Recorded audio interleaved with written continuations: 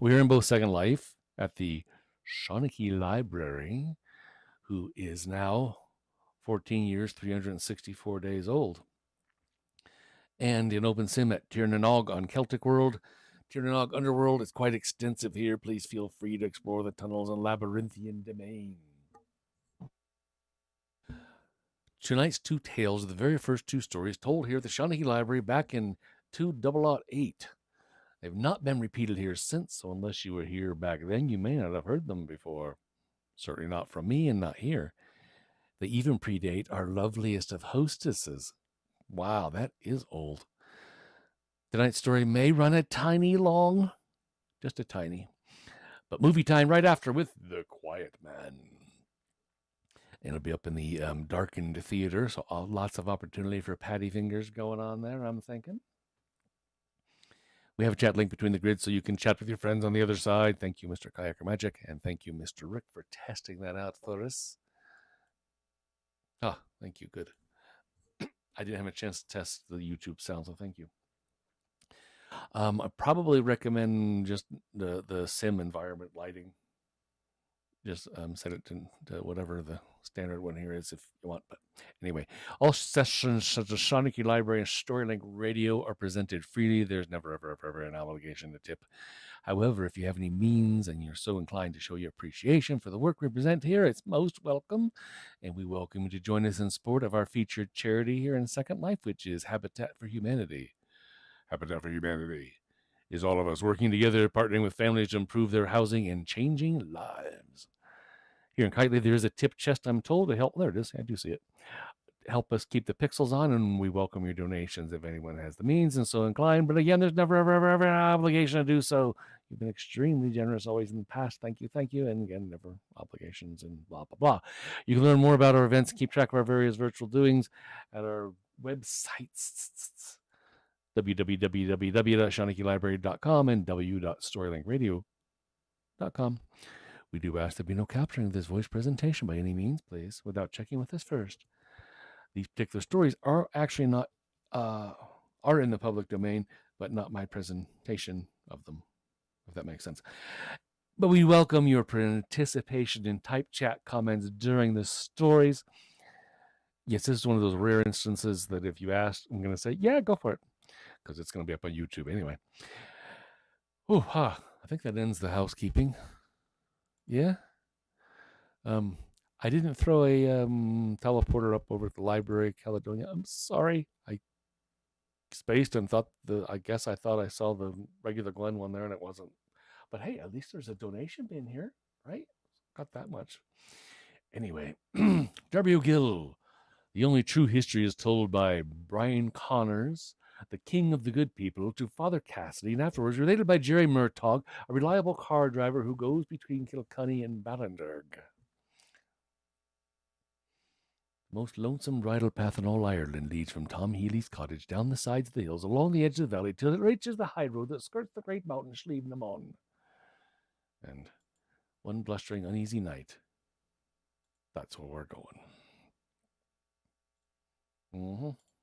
Maybe. There we go.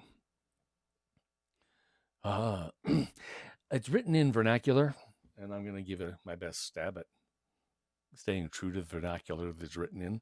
I hope it's easy enough to listen to and enjoy. So welcome to the Darby O'Gill stories. These tales and legends are as old, as deeply planted, and as real as the grey sentinel cliffs on the Antrim coast. They are no one's and everyone's. The wind whispers them through the lonesome hedges along the white winding roads. They creep out of the grey mist that float up from the regretful, unforgetting ocean.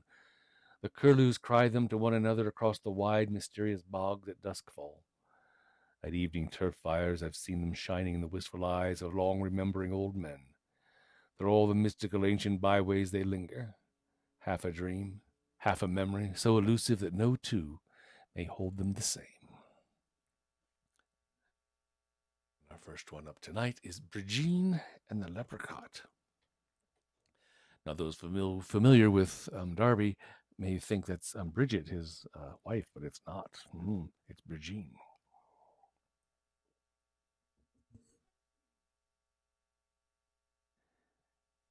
Outside of France, the month of May is not The month of May. Victor Hugo says, at any rate. Surely, surely the great poet never saw the break of May in Ireland. If on the May day we are talking about he had walked down the winding road from Balinderg by little Brigine Daly's side with her, had kept his eyes and ears awake, looking in the ditches and under the hedges for the leprechaun, the little fairy cobbler, he would have changed that saying entirely, I'm thinking. On either side of the narrow lane pressed the bursting hedges, dazzling pink and white, while beyond in the fields over every hillock and upland surged riotous crowds of laughing yellow buttercups and gold-hearted daisies. On the violets, every green and leaf hid a purple cluster.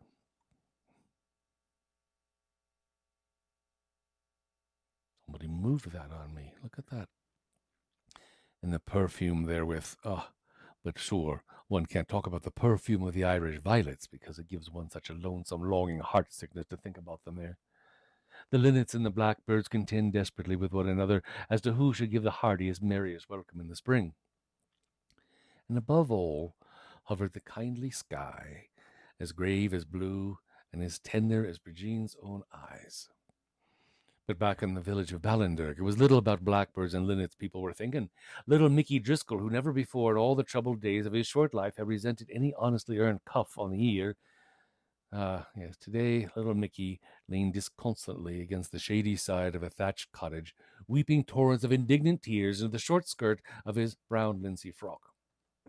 Or a few feet away, in an upturned tub beside the door, sat his subdued and commiserating father, too wise for any open expression of sympathy or comfort, sure, but nodding and winking covert assurances to little Mickey all the same, and beckoning to the lad with coaxing, compassionate fingers. "Oh, come over here, Mickey, Vic," he whispered.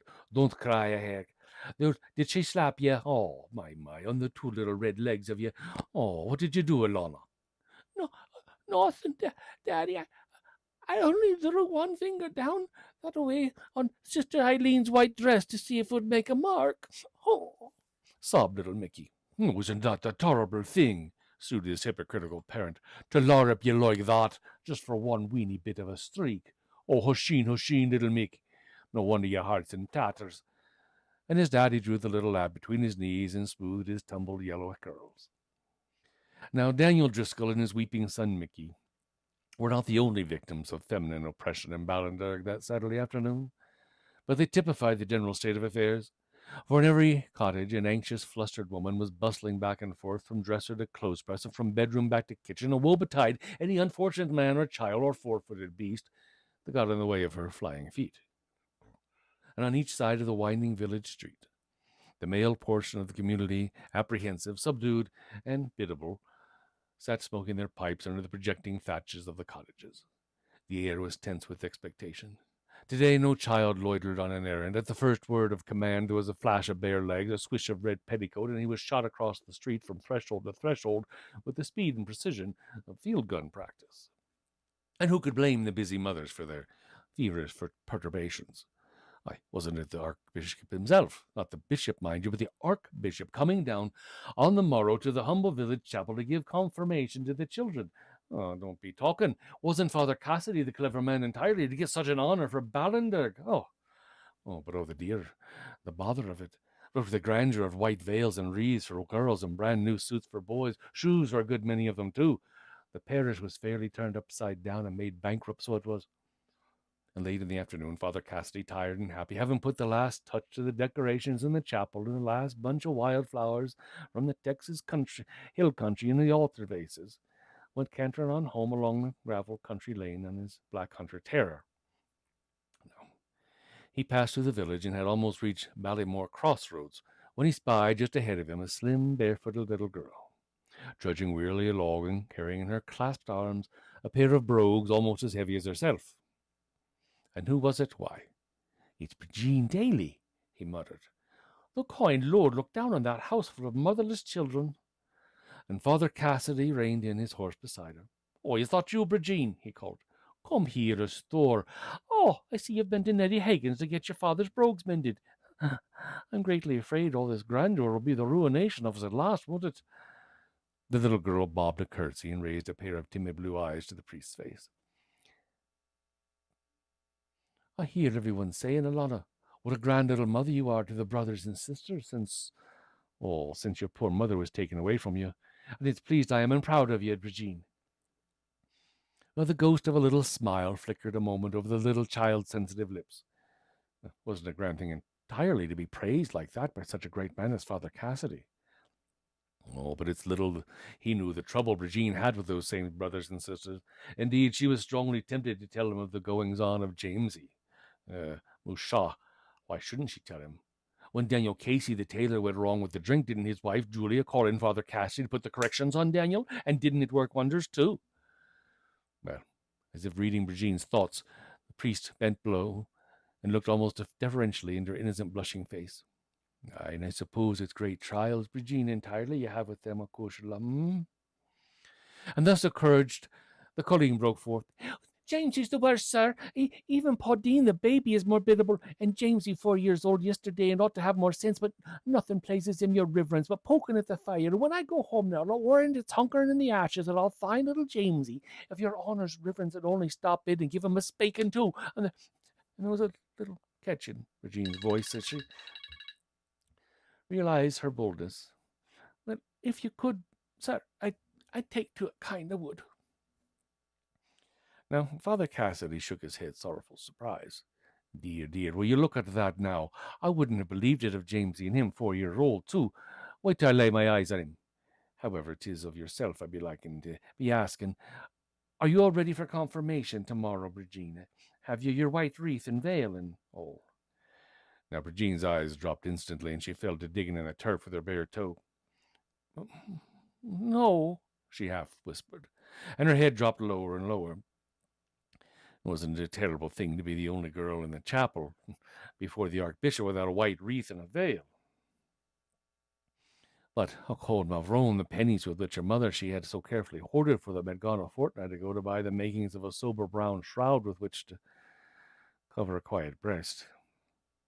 Oh, well, never mind then, Mavourneen, said Father Cassidy. I've a plan.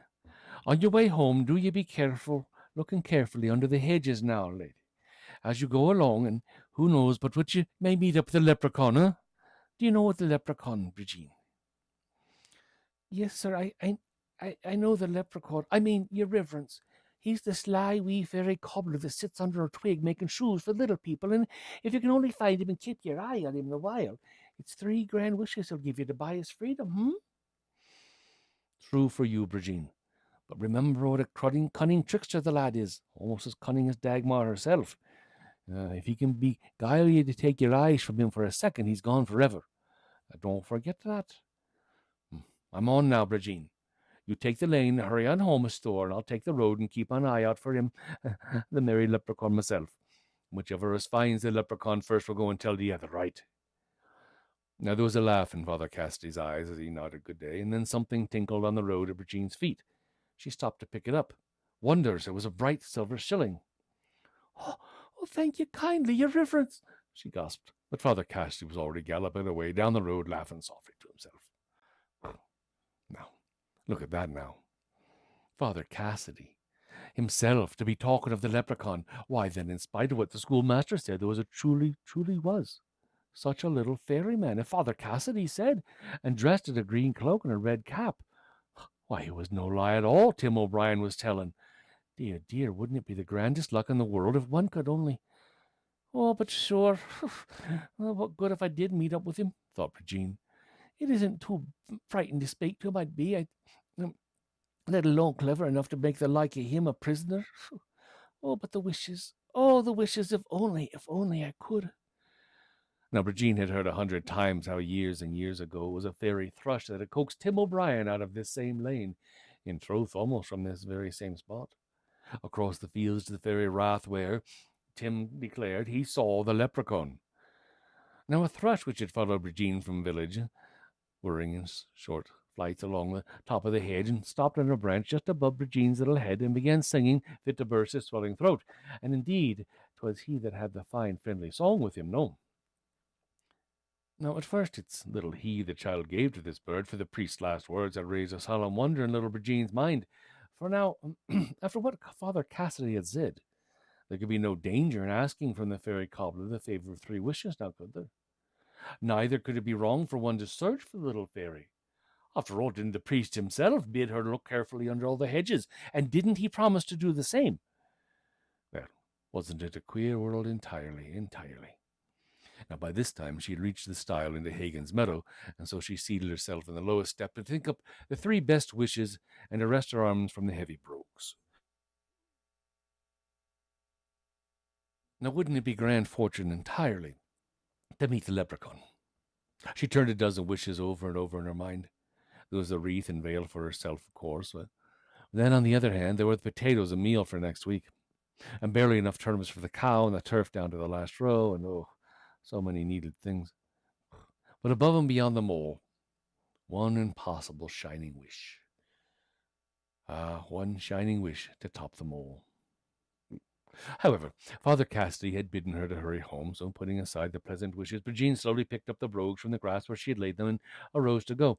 As she did so, she cast anxious eyes at the big red sun, which was already sending slow creeping shadows across the field, it being the tail end of daylight savings time, that crazy thing on all. And lo, as she looked, there rose sharp and clear before her the great dead tree off at the foot of one of the blue hills. The trees that marked the fairy rath where Tim O'Brien once had seen the leprechaun himself. Well, why shouldn't I go looking there for him? Colleen trembled with excitement. But it would be dark before I could go to the fairy fort and back again, she thought shrinkingly. And at the distant tree towered so gloomily, so lonesomely, so silently that Brigine hesitated, with her foot on the stile. But only an instant did she pause, for the friendly thrush which had followed her down the lane from the village rose out of the hedge nearby, and with a coaxing, beguiling little trill darted away across the meadow toward the fairy sentinel tree. I do believe he's calling to me, Brigine whispered. The cheery note of the thrush took much of the lonesomeness out of the gathering shadows, and Brigine, with an answering cry in her throat, quickly hid her father's brogues under the stile, and without so much as a glance behind, followed the bird's flight. Eager and brave enough, she ran across the fields and after the twinkling brown speck which, with many excited calls and a soft coaxing trills, lured her straight as a sunbeam through the cool damp grass. Out of the meadow over the upland, Brigine sped down from the upland into the moor she flew, and astonished curlew set up a reproachful cry, and the moor hens, indignant at this untimely intrusion, fluttered angrily out of the bog. The wind beating against the girl's face as she blurred the sight of her wide blue eyes, and by, because of a throbbing in her temples, the line between earth and sky began to waver unsteadily up and down, and then, too, a mysterious, shadowy form, invisible but nevertheless strongly palpable to her excited imagination, peeped out of the ditch after she had passed, and she knew that another strange shape crouched, hidden in the rushes. But in spite of all her fears, a new wild hope lent fluttering courage to her heart, and gave such strength of speed to her bare brown little feet that before Brigine realized how far she had travelled, the grey withered sentinel tree flashed up from the ground in her path and stood towering high above her head. Now, with a quick clasp of her hands and a frightened little gasp, Brigine stopped short and looked timidly around. And well might she hesitate. Just a few yards beyond the tree, shadowy, dark, and dumb, crouched the low green mound which was famed through all the countryside as the leprechaun's fairy fort. Now, there was not a man in the barony, let alone a child, foolhardy enough to venture to this spot after dark, and yet here was Brigine, little Brigine, standing alone in that very place, with the sun fast disappearing behind the mountains. To gain a moment's courage, Brigine turned and looked in the direction of the village. It seemed miles and miles away, and a soft white mist was creeping along the meadows, cutting her off from the world of living things. There was not a cricket's chirp to break the throbbing silence. Even the curlew's cry would have brought some comfort with it now. As Brigine listened, a chilling sense of utter loneliness fell upon her, and a nameless dread reached out and touched her like a ghostly little hand. Overcome by shapeless fear, Brigine turned to fly from that awesome spot when, clear and cheery from a leafless bough above her head, the same thrush began to call again. Brigine paused, wonderstruck, for the bird was now chirping as plainly, almost as spoken words, "The leprechaun, the leprechaun, the leprechaun." It was like a friend's voice in her ear, and brought with it the recollection of the importance of her mission. Brigine hesitated no longer. Stealthily and still half afraid, she tiptoed her way across to the shallow ditch which ran about the enchanted place, and with many a shuddering glance stepped slowly down. There was nothing there save mayflowers, ivy, and daisies. It was in this very ditch that Tim O'Brien had seen the leprechaun. Virginie remembered that very well. Her heart beating like that of a captured bird, the child stood with parted lips, panting breast, and wondering whether she should go right to the left or left to the right. When the twig stirred on the bank above her head, and glancing quickly up, she saw through the fringe of leaves 2 round golden eyes peering down upon her. For one horrified instant, Virginie stared fascinated at the eyes, and the eyes, fixed and unwinking, glared back at little Virginie. All the power of motion deserted the wee child, and then a smothered cry broke from her lips, and at the sound of her voice, a pair of slim ears popped up straight up above the ears, above the eyes, and a great brown rabbit sat up on his haunches and listened for a moment, greatly surprised. And then, as though reassured, he coolly turned, and with a saucy whisk of his fluffy tail, he scampered out of sight. "Who are you?" With a quick laugh of relief, the nervous Colleen wiped her lips, and with her apron crept on her way around the fairy rath. She looked eagerly under every bush, behind every clump of rushes, but she found no sign of the leprechaun. After making the circle, so tired was Brigid, and so disheartened that she sat herself down to think. But lo and behold, she had hardly time to settle herself comfortably, when somewhere behind her came the tack, tack, tack, tack, tack, tack of a little hammer. She listened, every sense alert. There could be no mistake. From behind a sloe bush, not 5 feet away, the sound came tinkling clear as a bell. Tack, tack, tack, tack, tack, tack, tack, tack, tack, tack. "Surely," said Brigid to herself as she trembled at the thought, "it must be the leprechaun." And then quietly, oh, so quietly, she stole over to the sloe bush, which was planted right next to the fast bush, and she peeped cautiously behind it. And there, in truth, was a sight of wonder. For seated on a flat stone and partly hidden by the grass, worked a frowning little bald-headed cobbler, not the height of Brigid's knee, hammering and stitching with all his might on a dainty wee slipper the size of your thumb. Now, while Brigid stared, the fairy, frowning deeper still, began singing in a high, querulous voice. "Tick-a-tack, tickety-tack, I've not a breath to lose. Oh, bad manners to their dancing, but they're cruel on their shoes. Oh, the queen plays their silvery pipes, the king lolls on his throne, but underneath the hawthorn tree I'm mending moil alone." He stopped singing. "All the rest of the world spending their lives in fun and jollity," he muttered. "Wurra, I'm fair killed with the work, so I am." With a vicious bang of his little hammer, he started again. "Oh, they trail their robes of shiny silk, wear many a jeweled ring. I'd make them careful of their brogues if I could be the king. They ride the wind from cloud to cloud mid wonder and delight, but I must stitch the satin shoes the queen will wear tonight. The mist is on the spangled fields, I'll perish with the frost. If a mortal's eyes fall upon me, they're in ages sure I'm lost. He may ask for love and beauty, sure they always ask for wealth. Much good in love and beauty, huh? I'd rather have me health. Oh, tickety-tack, tickety-tack, tickety-tack." And suddenly, as if struck by a pin, the little fellow leapt to his feet and turned, shaking his tiny hammer at Brigid. "Oh, so it'll come into," he shouted fiercely, "when one of your age comes galloping and cavorting across the fields to torture out of a poor old man like me, the favour of 3 wishes. You young robber, you." No, Mr. Leprechaun, not that at all," Brigid hurried to say. "I don't want to force your honor to do anything. I only came to beg from you one little wish. You see, I will take my eyes away from you now, so that you may go if you like. But, oh, it would be kind of you indeed, little sir. Indeed it would be, to hear the wish before you go." "Oh, do it then. Take your eyes away from me. I dares you," snapped the little leprechaun. And indeed, to her credit, Brigid turned away her head, she did. But when she looked back to the rock again, there still sat the little cobbler much as before, only now there was a friendlier light shining through his big spectacles. "Well, wasn't that the dacentest trick," vowed he, thumping the rock with his fist, "that I've seen a human creature do in 500 years, mind ye? I mean, when ye turn your head, mavourneen. Oh, by reason I've a great curiosity now to know what this one grand thing is that you'd be after wishing you so young and old. It's a crock of gold, no doubt," he said, peering. Brigid shook her head sadly and threw him a wistful look. The leprechaun dropped his chin into his hand and stared quizzically. Oh, Oh, then it's a coach and four, I'm thinking, he ventured. The sad, wistful look deep in Regine's face again. The leprechaun puzzled a moment in silence and spoke up quickly. Oh, I have it. Now, I have it. If it isn't a pretty red dress and with green ribbons and a hat with a feather as long as your arm, then I'm fair right out, exulted he, clasping his knee in his hands and leaning back. The little girl hesitated. Nearly a murder. Isn't it that either? Well, out with it then, child. Speak up, he encouraged. And Regine nervously played to the corner of her apron in her fingers and answered, It isn't any of them things that I wanted all at all.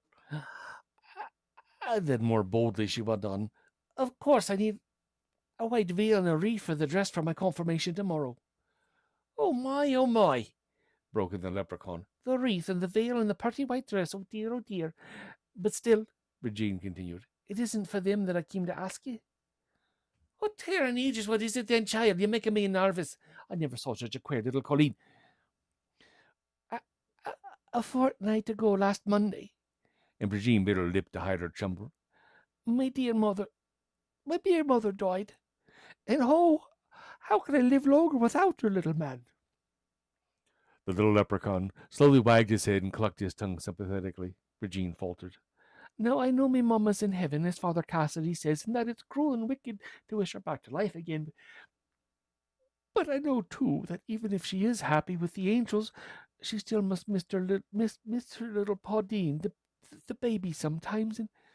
And Mr. Leprechaun, the one wish I have is that you'll let me see me mother for a minute. Just for 1 minute, won't you? Now, without realizing the boldness of it, she stretched her hands out to him, all the pleading of the world in her eager eyes. The little cobbler shook his head sadly. Oh, what good would that do, child? What good would that do at all? If you only knew how my heart aches and aches for a sight of her when I go home and find her not there. You don't know what a terrible thing it is to be without your mother, leprechaun, do you? Hey, to be sure, don't that, he answered, wiping his eyes with the corner of his apron. I never had a mother myself, but I can imagine. I wish I could bring her to you, Cushla. I really do. I wish I could bring her to you. But it's beyond me power, I'm sorry to say. You see, she's a blessed spirit up in heaven, and we fairies are only unblessed spirits down here, you understand? And it's little the likes of her that have to do with the likes of me. But maybe the talk I'm talking is too deep for you, Colleen. It's what they call theology, you know, he said with a grand sweep of his hand. Her last hope was gone, and her head sank forward in despair too deep for her tears. Oh, never again, oh, mother. The leprechaun had paused as this pushed his spectacles high upon his head and was vigorously wiping his eyes with his sleeve. Oh, stop down, Maverneen, he said gruffly, ashamed of his own weakness. But maybe it isn't as bad as all that, Whist now. He paused a moment in deep thought, and a grim, determined look stole over his odd little face. I'm going, Regine Daly, he said, getting up and tightening the strings on his leather apron. Stop your crying and dry your eyes off. I may get insulted and I may be maltreated, and at the very least I'm sure to have an acrimonious argument. However, what I can do, I will do, and what I can't do, I won't do. But I'll strive my best endeavours, I mind you, and so do you go and sit under that withered tree over there, and we'll see what'll happen, Oh, don't you be afeard, for if 1,000 fairies were there for an inch you, they'd not harm a hair, you party head. But whatever you do, stir not a stir and spake not a word, till the shadow of these 3 reaches beyond yonder hazel bush. Oh? Yes. Goodbye now, I'm off. And flashed, the little man was gone. So Regine went and sat under the tree as he was told. And presently she noticed how the stealthy shadow of the tree crept nearer and nearer the hazel bush, just as the little man had said, and at last the quivering tracings of the topmost branch, reaching out eager fingers, touched the bush with its shadow. Now Regine caught her breath and glanced around for some sign, but for the moment there was none. The only moving thing she saw were 2 belated bees, which, rising heavily laden from the sweetbriar bush at her side, buzzing and tumbling, started for home. And at the grass at Regine's feet, a busy little brown spider was measuring off the outlines of a net, and stopped now and then to listen, one slender arm lifted. The colleen looked reproachfully toward the white stone upon which had perched the leprechaun. There it still shone dimly among those swaying rushes. Oh, the time has passed, and she isn't here. Oh, I wonder if she'll come at all, Grieved Brigine. Then, as if in answer to the thought, the rushes bowed low to the ground, and over their heads swept a cool wind that lifted the curls on the child's brow. Or was it the wind? Was it not rather soft, caressing fingers that were smoothing down the brown hair back from her forehead? Brigine started to her knees with a sobbing, laughing cry of, "Mother, mother, me own mother!" For there, bending over her, was the white, gentle face she loved best in all the world. Never before had the child seen so much tenderness and peaceful happiness shining in the dear, patient eyes, crying and laughing. Brigine flung herself into the arms outstretched for her. Brigine, sora kushla macri. Though the voice was as soft as the voice of the wind, it still held the same lingering tenderness that had soothed and comforted 1,000 griefs and sorrows, and wonders of wonders slowly about her shoulders closed the remembered pressure of her mother's arms. And now, with her head once more in its old place upon her mother's breast, all the cares, all the heartaches were forgotten. Oh, your lonesome cry brings me thus visible to you, Alana. Oh, mother, I've wanted you so much, murmured Brigine, with a sigh of measureless joy and relief. But don't you know that I am never far away from your store? I have felt every tear that you shed. Every grief your heart has been a pain to me. Oh, if only I had known that, mother, I wouldn't have grieved. I thought you were away from us entirely, cried the child. Listen, Brigine, and mark my words, the mother warned, for the time is short and I've many things to tell you. And then, with faces closed, the two talked earnestly about many important things. How willingly Brigine must obey her father, how careful she must be to keep the stirabout from burning in the morning, but above all, how watchful she must be to keep her brother Jamesy away from the fire. The colleen promised faithfully not to forget, and so they talked on happily together. At last the mother said, Oh, it's the child's bedtime now. You must be my own brave daughter and go to them.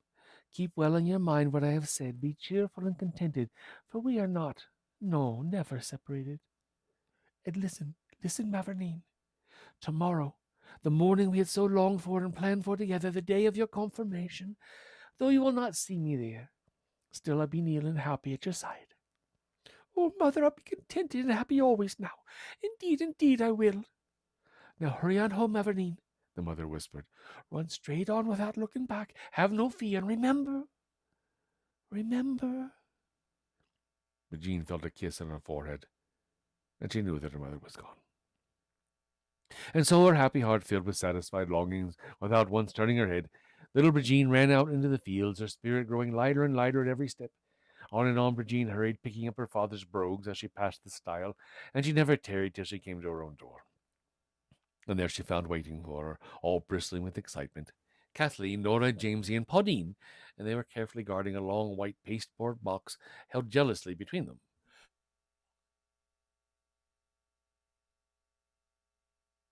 Oh, Brigine, Father Cassidy was just here, and he said he met the leprechaun, and he left this box, and he said us give her Jamesy for poking at the fire, and for us all not to lay so much as a finger on the knot of the cord till you came home. It was Kathleen who spoke. So, with shaking fingers and amid eager proffers of help from Kathleen, Nora, Jamesy, and even little Pauline, the string was untied round the box, and the lid lifted. And what do you think was in that same box? Yes, why, nothing else but the prettiest white dress and veil and wreath ever worn in the parish of Balinderg at all entirely. And the next morning, the good old archbishop leaned over Brigine daily where she knelt, and he thought that in all the years of his life he had never seen so happy a face. And so, do you wonder that to this day Brigine will listen to no doubting or unkind word spoken of that same leprechaun? So that's Brigine Daly and the leprechaun.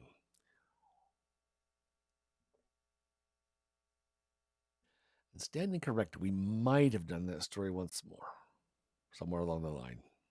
But I know this next one is for sure we had never done again since our second story at the Shawnee Library back in 2008. It's called Kilbogen and Kil Boen, or Kilbogen and Kil Boen, depending on how you pronounce the names. But it starts out with one of my very favorite ways to start a story, and yours too, Once upon a time, and a black fortune potato blighted time it was, there lived near the town of Clonmel, in the beautiful country of Tipperary, a sober-minded farmer named Jerry O'Flynn. Now, of cattle or horses or sheep or goats or any four-footed beast, Jerry had none, save and embarring a beautiful white pig, which he had picked up at his own threshold on a blustery evening in April, when it was a little stray, shivering, pink-nosed bonine. Well, that same pig grew and fat and silky and good-natured, till it was the pride and pleasure of the family to curry-comb him, to wash him, to feed him, to go and rub his fine broad back. And when the time came for him to go the way of all pigs, and him without a spider to speak for him, Jerry's thatched roof covered as sore-hearted a family as dwelt in all of Ireland. However, the piteous law which compels the strong to prey upon the weak was in this instance considered to be inexorable. And so the evening before the day of execution, Jerry repaired to a secluded spot behind the high black turf stack, and there, with his own unwilling hands, arranged the grim paraphernalia for the morrow's tragedy.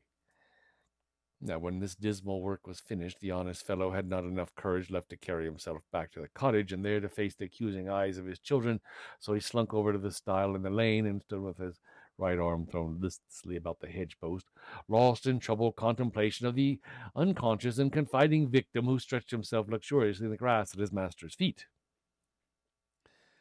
And yes, I am well aware of our members of our audience tonight, so bear with me. I think you'll be okay. I think you'll find the story acceptable.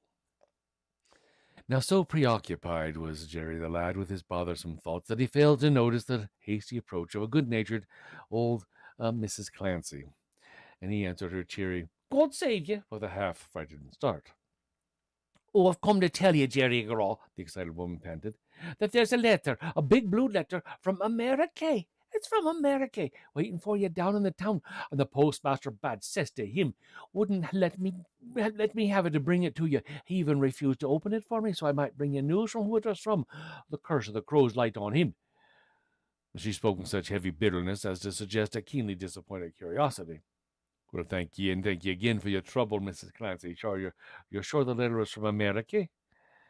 "Oh, faith I am. The postmaster held it up, and more than a dozen of us saw it in the postmark. We even held it up the light to try to read through, but the envelope was too thick, you know. But I know it was from America by the—" "Well, my. But that's queer, isn't it?" muttered Jerry. "I have no one in America who could be after sending me a letter. They'll borrow me Uncle Dan, and Dan's dead and gone. Heaven rest him for these 2 years. Well, I'm boiling to know who the letter's from, but I can't go after it tomorrow because— Oh, yeah, tomorrow." And here he sighed deeply. "You see, tomorrow we've set that day for the killing of Charles, the pig there. And it's a red-handed murder, I feel myself already, Mrs. Clancy, ma'am." Well, at these words, strange as it may seem, Charles the pig gave a startled grunt, rose to his fat haunches, and threw a look of such resentful surprise from under his white eyelashes, first at Jerry, and then at Mrs. Clancy, that the old woman, with a muttered, "God save us, will you look at that now?" shrank back from the pig just a bit, and a pace from the stile, indeed. "Oh, no, Gro, I would not be killing that pig, Jerry O'Flynn," says she, with a wag of her finger.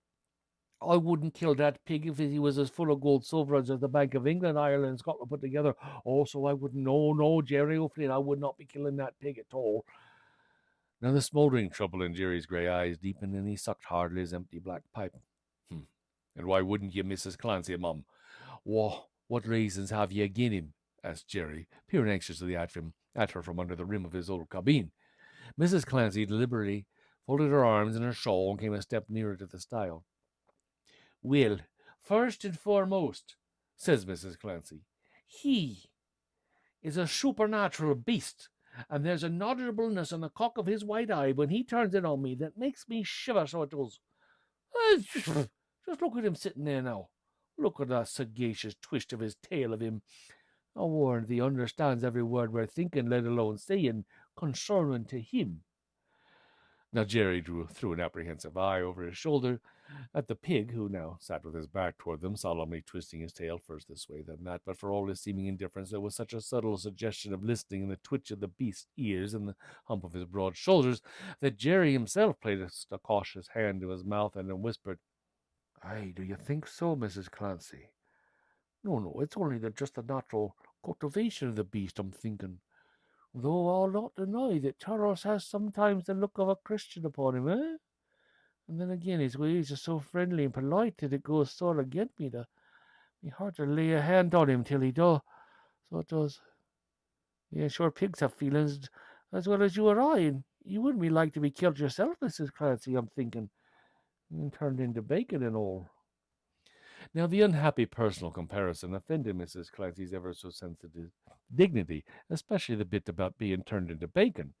And so, with his head askew and his tight lips, she replied, Why, if I were a pig, which heaven forbid, I hope I'd be a philosopher enough to be satisfied with me station in life. Pigs were born to be killed. How else could they be turned into things needful, like your bacon? Well, 'tis the least they can expect being pigs at all. True free, apologetically sighed Jerry. And to substantiate what you say, and Mrs. Clancy, there's the rint long due, and Christmas almost on top of us, and the children's needing shoes, and herself fairly perishing for a bit of a bonnet. And look at him, right there sits the tea, and the bonnet, and the shoes, and the rent, and the lashes and leavings of tobacco too. And here I am with an empty pipe and too tender-hearted to transmogrify the beast. What'll I do at all, at all, at all? Well, faith, I don't know, Jerry, my book it's beyond me, replied Mrs. Clancy, turning to go. But, And a sudden thought halted her. you know, Jerry, tomorrow is market day at Clonmel, and if that same Charles were my pig, I'd have him halfway there before the sun stuck a leg over the mountain, and I'd sell him without the flutter of an eyelid, but by that means he'd shift the responsibility unto himself, you see, and if Charles is half as wise as he pretends to be, leave him alone to take care of himself, With a self-satisfied toss of her head and a cheerful "Good night now," the wise woman took herself up the road.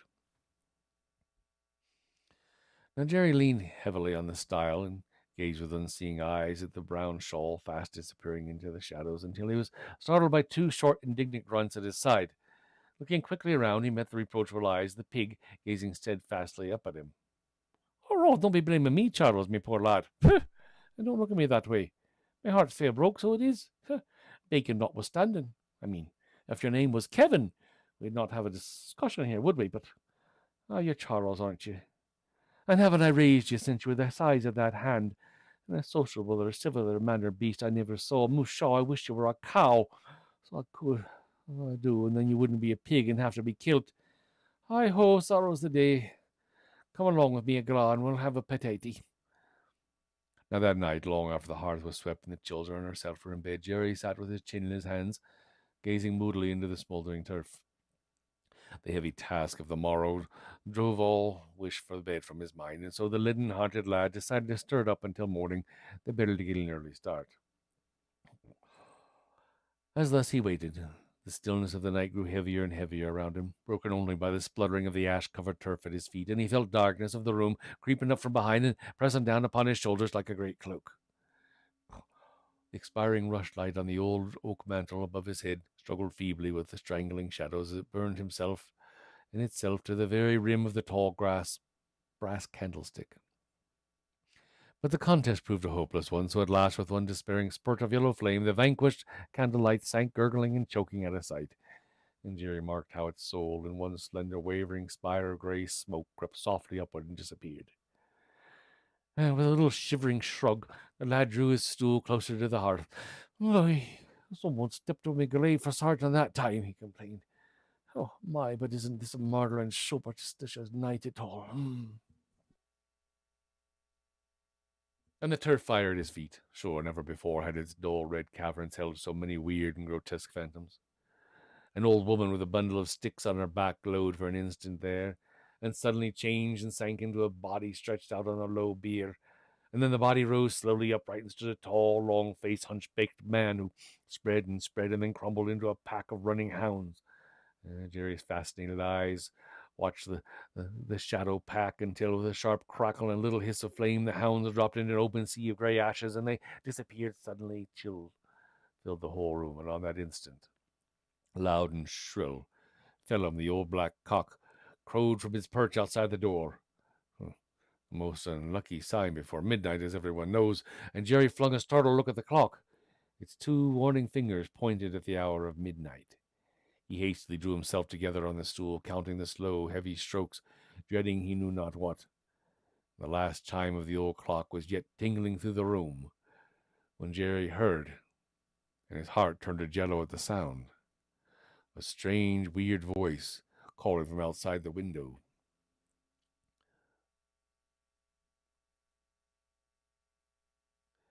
Jerry, Jerry, Jerry O'Flynn, wailed the voice. Why don't you open the door up, Jerry? Open the door.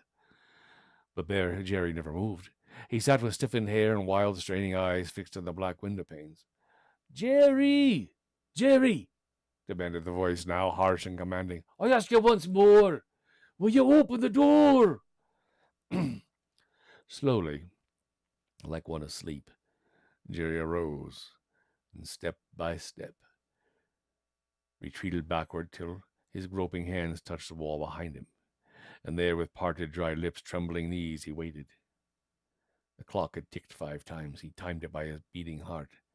When, without so much as a bolt being drawn, the door swung wide open, and from the blackness without, what should step boldly over the threshold but Charles, the pig? Oh, not as he was wont to come, mind you, with a friendly grunt and a careless swagger, but silent and stern and masterful. Aye, Charles the pig marched right into the room over to the fireplace and sat himself upright in quiet dignity upon the stool that Jerry had just left. Jerry never moved a muscle, but stood frozen with surprise and growing resentment that Charles, the pig, mind you, that Charles should give himself so many airs and make himself so free about the house. The beast never deigned so much as to side look at his master, but wriggling himself into a comfortable position on the stool, he opened his mouth and in a gruff, patronizing way began to speak. At the sound of a strange voice, all the boy's fears rushed back upon him. Jerry O'Flynn, said the pig, what are you afraid of? Come over and sit on that stool forninst me there, and don't stand there shivering and shaking like a cowardly bosthoon. I'm not afeard. I'm not afeard, quavered Jerry as he sidled over and seated himself gingerly on the very edge of the stool. But may I ask you a fair and civil question then, Charles, says he. You may not ask me any questions, snapped Charles. You're here now to do as you're bid and not to be axing the questions. At this unheard of impudence, Jerry's anger got the better of him. As I'm bid, is it? He spluttered, thumping his knee. What do you mean? Am not I the master? Ho, ho, ho, ho, ho, ho! You're the master. The master. Ho, ho, bid Darby, listen to that, roared the pig. Why, you dunder-headed omadun, who has been curry-combing me? Brushing me down all these months? Who has been working for me, early and late in the fields, to get buttermilk and potatoes for me brockwursts? I'd like to know that. Master, indeed. Ho, ho! Let me hear no more of that, grunted the pig, crossed his legs as he spoke. Jerry scratched his head in furious bewilderment, much as a master of cats would be thinking. Oh, thunder and turf, he gasped. True for you, Charles, I never thought of it that way. But then, me lad, the reason you got such grand care was because I intended to... And here Jerry stopped short, frightened out of his 7 senses by a quiet look in the pig's eye. Intended to what then, Jerry O'Flynn, I'd like to know, asked Charles calmly. Nothing, mumbled Jerry. Humph! The pig grunted. Fill the pipe and hand it over to me, and pay attention now, Jerry O'Flynn. I've something to tell you. Now, you know by this time, I suppose, that it's no ordinary beast you have for an inch to hear, and I want you to understand, says he, pointing to his pipe, that tomorrow morning, when you're taking me to the market, Jerry O'Flynn, you'll be travelling in much better company than I'll be in. Who and what are you at all, then? Demanded Jerry. The pig leaned over and got a coal for his pipe. Well, listen, and I'll expatiate, he puffed. You must know that I am Kilbogen, the old ancient Milesian magician who, in an unlucky moment, had the come hither put on him by Kilbogen, an older and a trifle ancienter enchanter, and who, to escape from the persecutions of Kilbogen, changed himself into a hare. Oh, by the powers, cried Jerry, slapping his knee with his hand. The first hard work you'll do in the morning will be go out and change me flocks of ducks into a herd of cows, so it will. Oh, you poor man, sighed Charles the magician. There was a time when such a trick as be only sport and make game for me. But what is true, that was hundreds of years ago. And I once changed a hill of red ants and I drove a wild elephant just to please one of me sick children.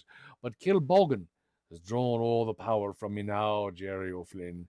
And I used the last spell I had that midnight where I changed myself into a wee white Boneve before your own hoarse, pitiful door. The pig scratched his ear reflectively at the stem of his pipe and smiled and shook his head sadly when Jerry remarked, "Oh, I always knew there was something superior in your character, Charles." "Mm-hmm.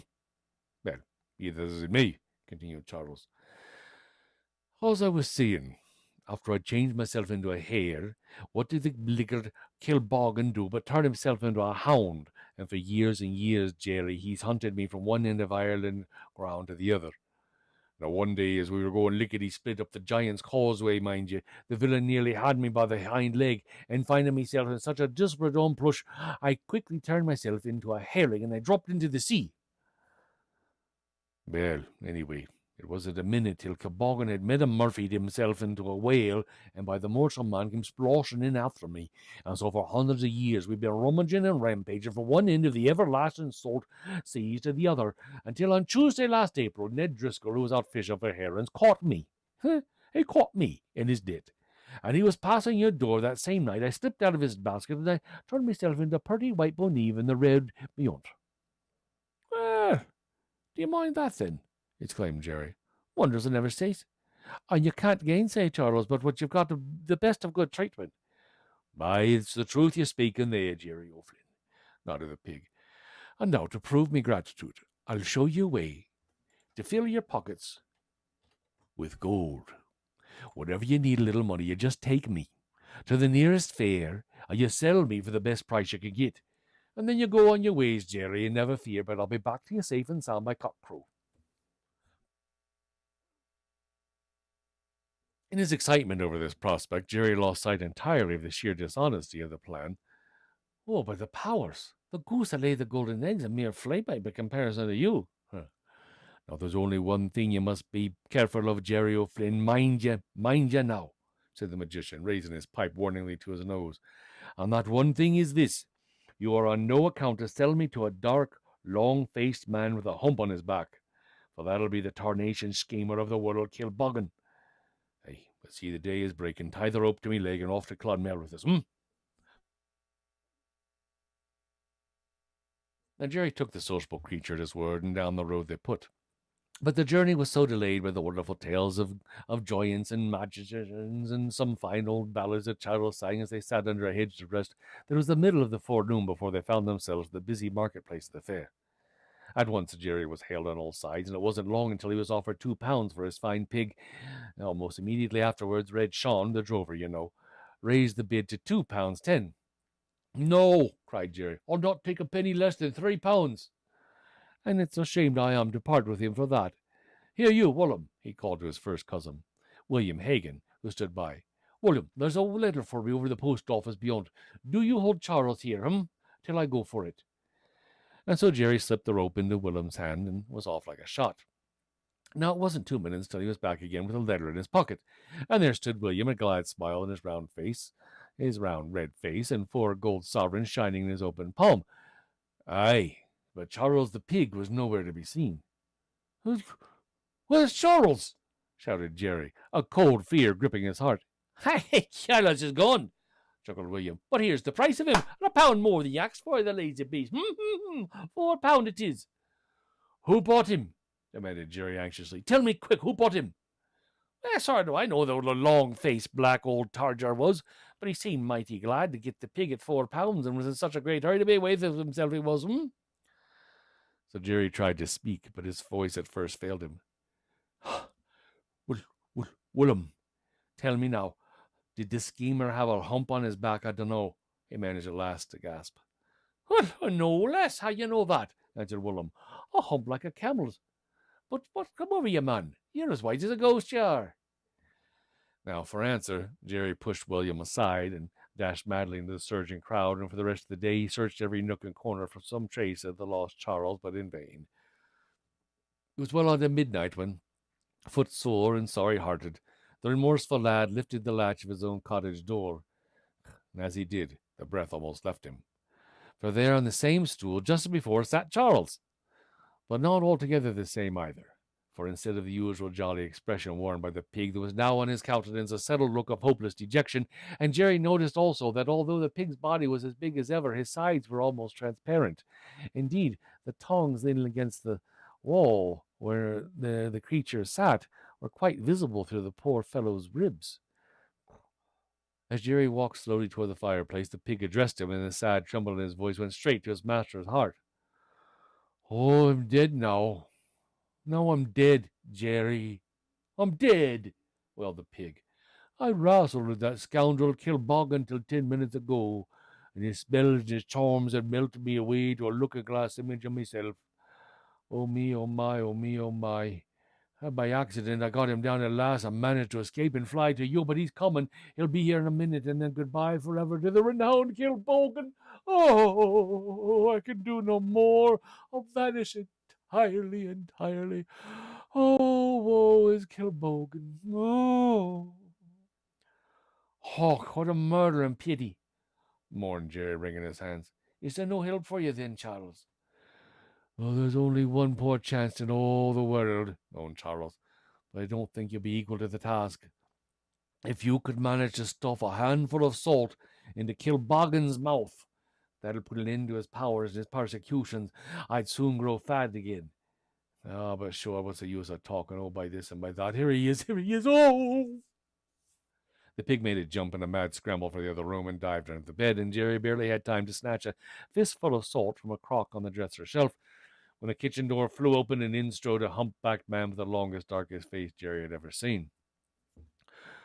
"You have that villain Kilbogen here somewhere, and you'd better let me have him at once," croaked the dark man in a deep, harsh voice.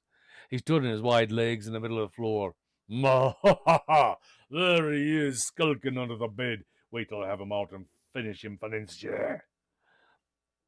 And with these words, the magician made a bolt for the other room. But as he did, Jerry, with a courage which has since become the settled boast of all his descendants, gave a quick spring, landed fair and square on the ugly intruder's back, and then began a struggle which, for noise and destruction, has never been equaled before or since in any respectable man's kitchen. With his left arm clasped tight about the long, bony neck, Jerry strove with his right hand to thrust a fistful of salt into the villain's mouth. Round and round spun the magician as fast as any top, striving desperately meanwhile to avoid the handful of salt which Jerry was just as desperately was endeavoring to make him swallow.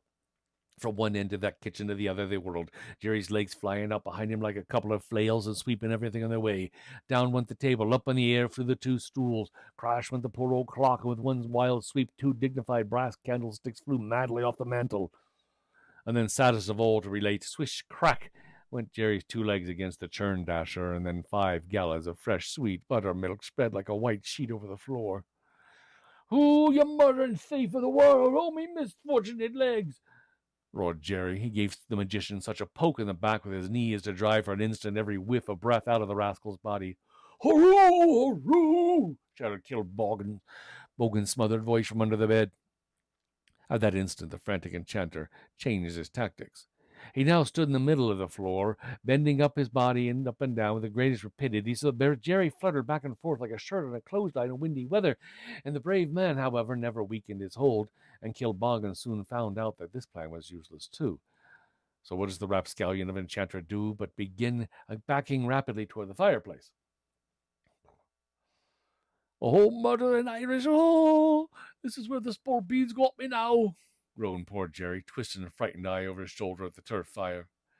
"Oh, you keep a firm grip on him whatever happens there, Jerry O'Flynn," encouraged the invisible Kilbogen. "You're doing fine," came his voice from under the bed.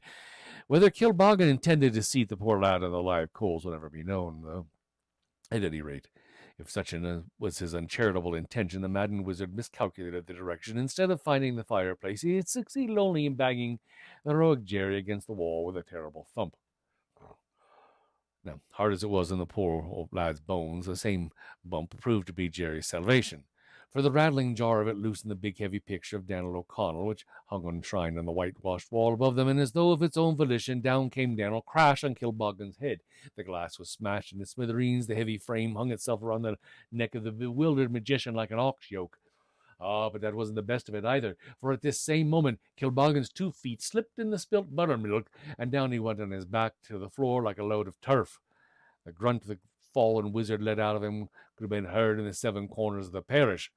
There was an exultant hurroo from under the bed. In the next instant, Jerry, gasping and spluttering, was seated on the black lad's chest, striving still with might and main to pry open the long jaws and to crush the handful of salt through the scraggly yellow teeth.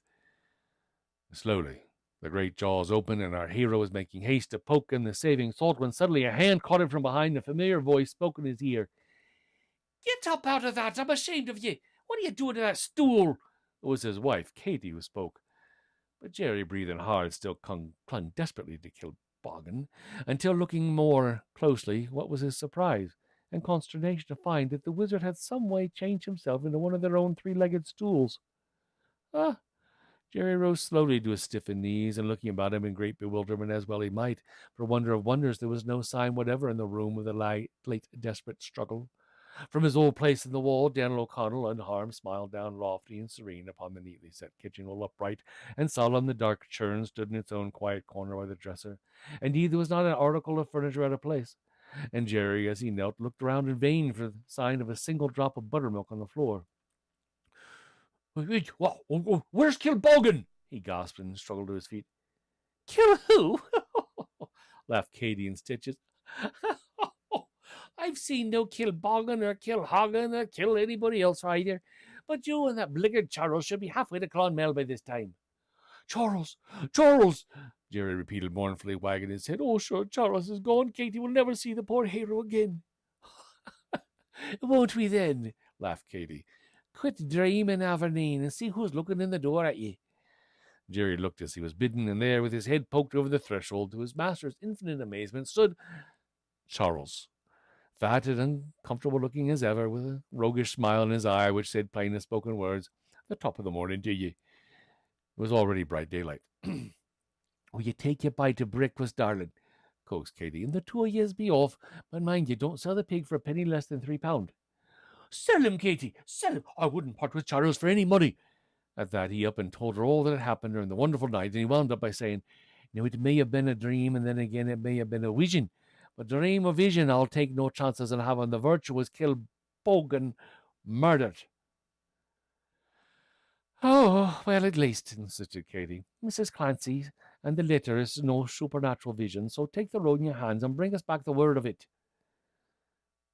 And so, indeed, Jerry did, and toward evening back he came, only the top of his hat visible over the stack of bundles he carried. With dancing feet and clapping hands, the children opened the wide door, and Jerry marched proudly in and began to unload. A bonnet boxed the bonnet in that dazzled Katie's eyes, 10 yards of calico, 8 yards of beautiful red flannel, 2 pounds of good black tea, 3 pairs of shoes for the children, oh, God bless them, and a great package of tobacco and a fine new pipe for himself, isn't it? "Me Uncle Dan in America isn't dead after all, Katie. Ha ha! And to prove it, he put £10 in the letter, and after buying all you told me to and lashings more, I paid the rent, thanks be, and I still have a matter of £4 tin tucked safe and deep in the bottom of me breeches pocket." And so that's the end of our little story of Kilbogen and Kil Boen.